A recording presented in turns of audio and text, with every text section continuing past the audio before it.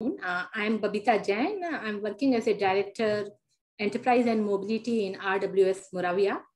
I have almost 25 years of industry experience and have been into technology service with process management and implementation. My key domain areas are AI, ML, and Internet of Things, and my team does work on mobility and enterprise application. Today, we are going to cover some topics on artificial intelligence. So the agenda for today is the basics of artificial intelligence. Then we will do some deep dive into AI, ML, and natural language processing. For all of you, we would have some steps to get started. So if you are new to it, I think you will find it very useful how to get started. And since we are working on AI, ML, we would like to evaluate whatever we have done is success or not. So this is the agenda for today. And before we start, I would like to give a very basic definition of AI. You all have been hearing the term AI, ML, NLP, and interchangeably people are using this term. But what are this term? I would like to explain in very simple language. Artificial intelligence, it means it is intelligence. And artificial, it means it is not human intelligence. So this is something emulation of human intelligence. So a broader way, artificial intelligence is this only. And how do we achieve it? There are multiple ways to achieve it. We do it by machine learning. So what is machine learning? So usually human gives the algorithm to the machine and machine learns it and provides the solution. Then one goes into deep learning. So it is again a branch of artificial intelligence where based on the data, system creates the pattern that helps in taking the decision. Natural language processing, it is again a very good branch of artificial intelligence, and it helps us to understand the natural language, interpret it, and manipulate it. So all the human languages, machine learns and does the natural language processing of it. So usually whatever our brain does, machine does the same, but yes, with different precision, with different efficiency. So this is a brief snapshot of the complete ecosystem of artificial intelligence. And you can see these are the different branches of artificial intelligence. So as we discussed, machine learning is one of the branch of artificial intelligence where we do deep learning. Machine can be learned supervised manner, unsupervised manner. Then natural language processing, wherein we extract the content, we classify it, we do the machine translation, text generation, classification of the data. There are multiple expert systems also into it. And then there are two very important branch of artificial intelligence, which everyone of us experience in day-to-day life, knowingly or unknowingly. So vision, when you work on your mobile or your computer, you see that your machine recognizes the image. So seeing at the image, machine says that this is a ball. So this is what is called image recognition. Then system does the object recognition, the face recognition. So looking at the picture and with trained data, system can see who is this person. Speech is another arm wherein we see a lot of application of artificial intelligence. You must have all seen Alexa, Google Assistant. So there the system turns speech into text and text into speech. So as a naive user, when we see that system is converting my speech into text, it looks very ordinary, but in the background, lots of processes happens, and this is all the wonder of artificial intelligence. There are another arms wherein we do planning and robotics. Now, we'll go, what are the benefits of it? So it automate and optimize our routine processes. So machine understands the human languages, then AI can be used for increasing the equipment efficiency, increasing the profit of the system. Then we can use this consumer data to attract the customer, increase the sales, and also the brand loyalty. Nowadays, in the medical science, we see a lots of application of AI wherein machine helps to predict and diagnose the medical condition. So obviously, machine is not about doctors, but it adds to the doctor, it helps to the doctor. In financial domain, we see humongous data, huge data, and machine helps to efficiently manage the data and give the predictions. When it comes to marketing, I think it predicts the customer preference and obviously help in increasing the benefits and the profits of the organization. There are lots of vulnerabilities, anomalies in which machine can help in the financial system or any of the verticals. So how? So I have tried to give some of the example where AI ML is efficiently used, and it is for the betterment of the human. So marketing is the field, everybody knows that they want to attract the customer. So the analysis, the personalization of the data using which machine helps the marketing people to increase their sales, to attract the customers and bring overall profitability to the organization. Healthcare is one of the emerging domain wherein machine learning and AI is doing your wonders. So we know that almost everything, the brain behind everything is doctors and the healthcare professionals. But machine is helping in doing the repetitive job, the job in which I think humongous manpower is required. And here the machine can help and gives the patterns, gives the help in decision making. Finance is the domain wherein we know the experts are deployed, but there are multiple repetitive jobs which are so huge in number that if we expect human to do it, I think it will take years to do that job.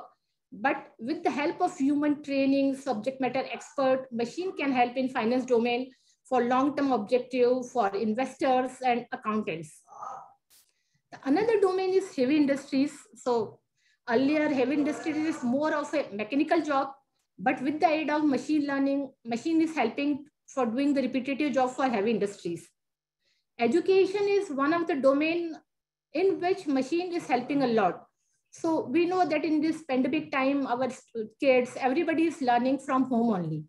And here the machine is helping us because it knows the pattern that how the kids is learning. Even the simplest example is when a kid is attending an online webinar, maybe we can deploy the machine to see the behavior of the kid, their facial expression, their sentiment analysis, so that we know that whether they are actually hearing the webinar seminar or they are just sitting in front of the computers.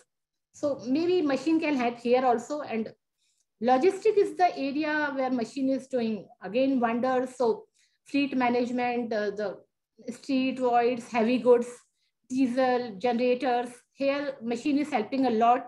And it is helping to increase the efficiency of the equipment, to find the idle time of a machine, to find the maybe the speed with which a vehicle is running, to find whether the fuel consumption is efficient or not. So what are the benefits? So in generic, like in the last slide, we discussed about different verticals, but as a whole, the machine is helping to reduce human error. So as we always say, to err is human, but machine actually will not make mistake if trained properly. So whatever you have fed into the system, machine will follow it religiously without any mistake. Second, availability. We as a human have a limit. We can work 8 hours, 12 hours, but we cannot work 24 hours. So machine is available 24/7. Repetitive jobs, when it comes to repetitive jobs, actually it becomes very monotonous and we then tend to make mistakes. But machine is never bored. So with AI, it helps in repetitive jobs. Again, with artificial intelligence, we can train the system to do prediction, diagnosis, and using this, I think machine can take risk, which human hesitates.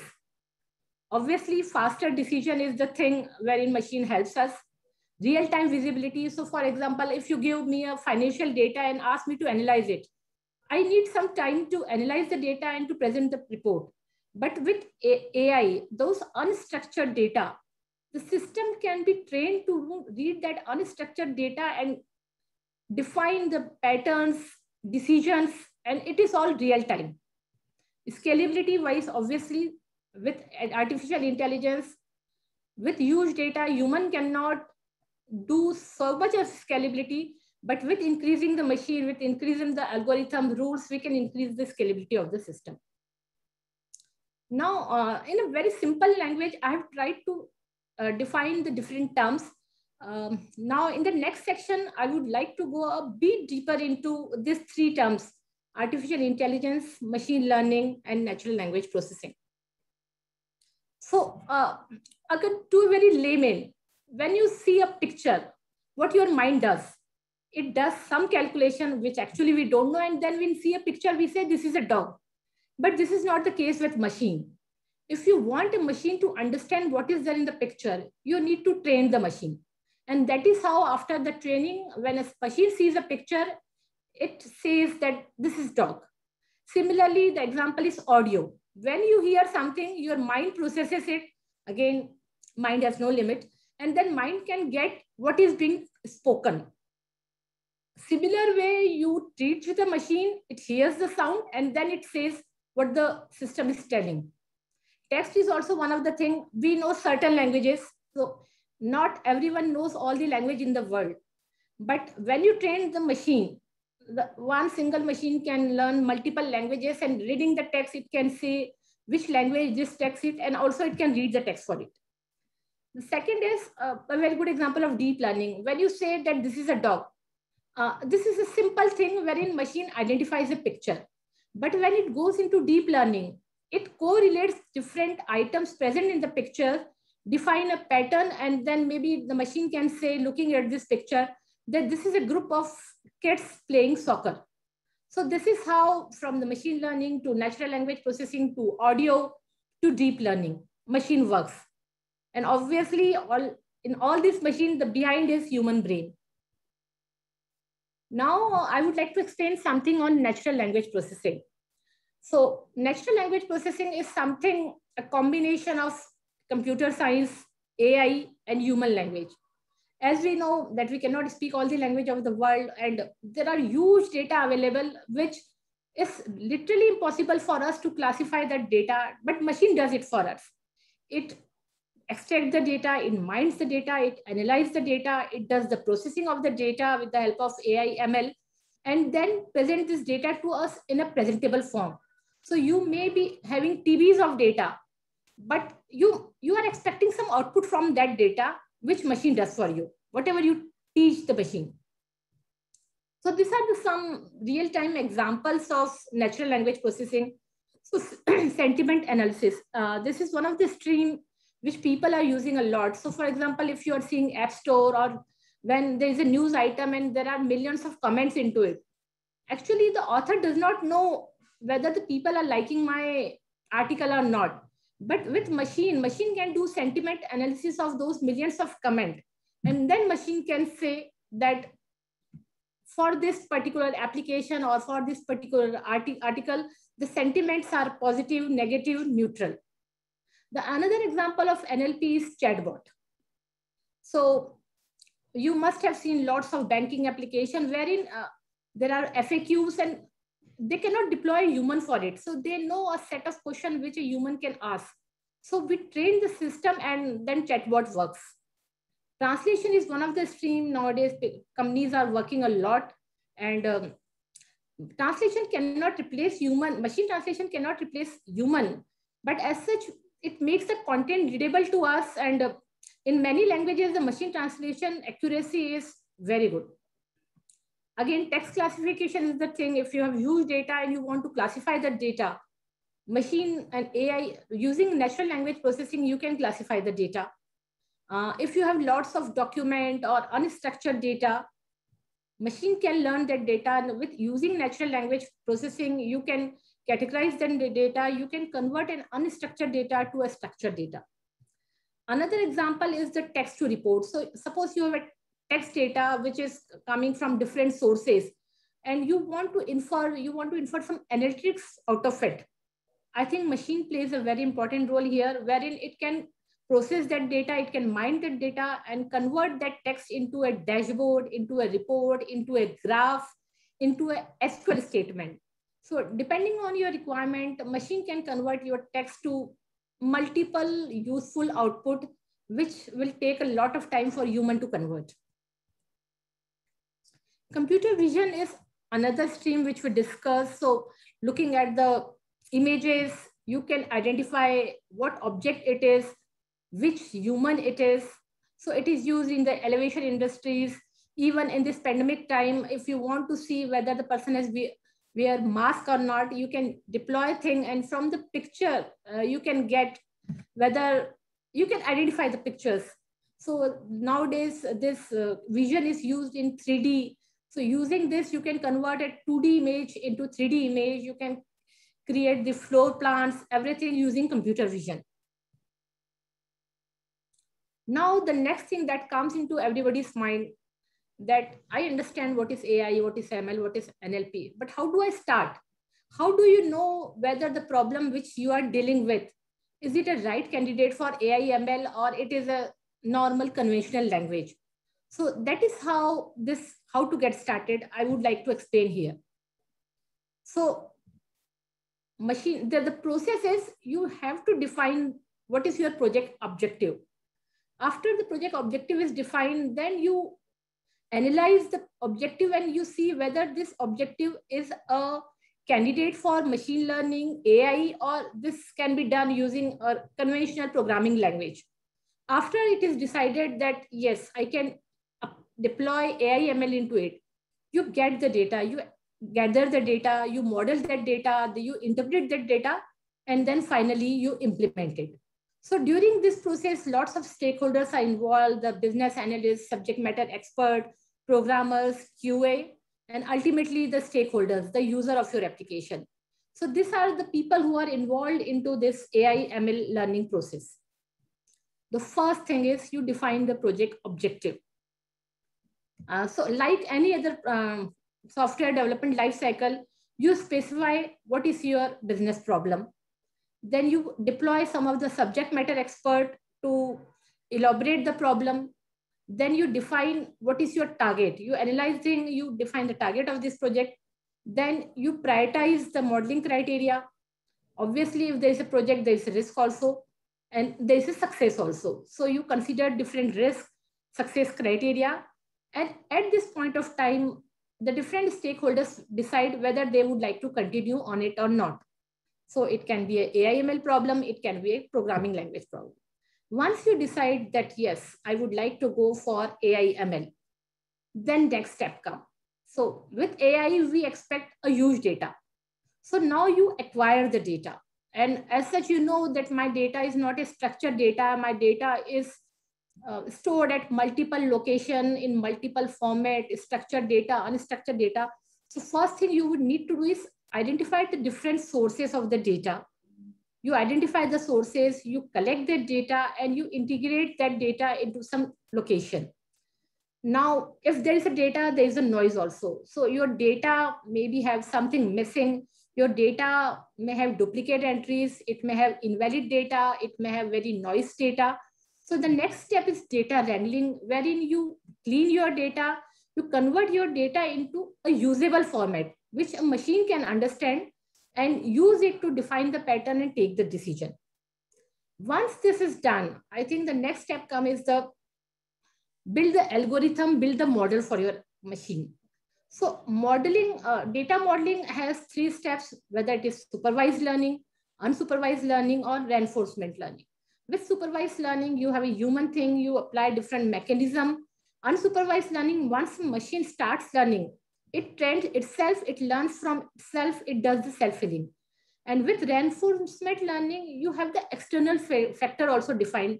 So for example, you want to drive a car. So there are multiple external factors: the speed of the car, the traffic outside, the road, the path. So this multiple factor defines the reinforcement learning. Now, after everything is done, you have to interpret the data. So a data can be a global interpretation and it can be a local interpretation. So based on this, you define, you predict the data, you make the model more interpretable, and then you share with all the stakeholders, and then comes the actual implementation. So this implementation can be in terms of APIs, the data modeling, you create model, and then you maintain your plan. Now, this is a very brief step wherein I have shown that you define the problem, you collect the data, you model your data, you implement the data. Now, the next thing that comes into your mind, whether my solution was successful or not, because you would like to evaluate the success of your solution. So next comes, you define the KPIs for your program. So different matrices are defined, and based on that matrices, you measure the effectiveness of your AI ML. So effectiveness in terms of return on investment. So whatever you have invested in machine learning, whether you are getting output of it or not. So for example, you have spent $100 and getting 50. So it's not a good metric. So you need to define, because there's lots of investment when you do AI ML, when you do huge data interpretation. So you need to measure the effectiveness of your program. You need to define multiple KPIs for your program. And actually this depends from business to business, because every business has its own unique requirement. And based on that, you define what was your cost of acquisition, what is your retention rate, what is your conversion rate. So these are the different factors which an organization defines. So business analysts, subject matter experts, those are involved. So usually when we hear the term AI ML, the first thing that comes in our mind, especially since I'm a technology person, that comes into my mind is developer, the technology. But AI ML is not just technology. AI ML involves lots of business person, stakeholders, analytics, subject matter experts, and the king is user. So ultimately, the user who is using your AI ML, they should find it effective, and that is the success of any AI ML principle.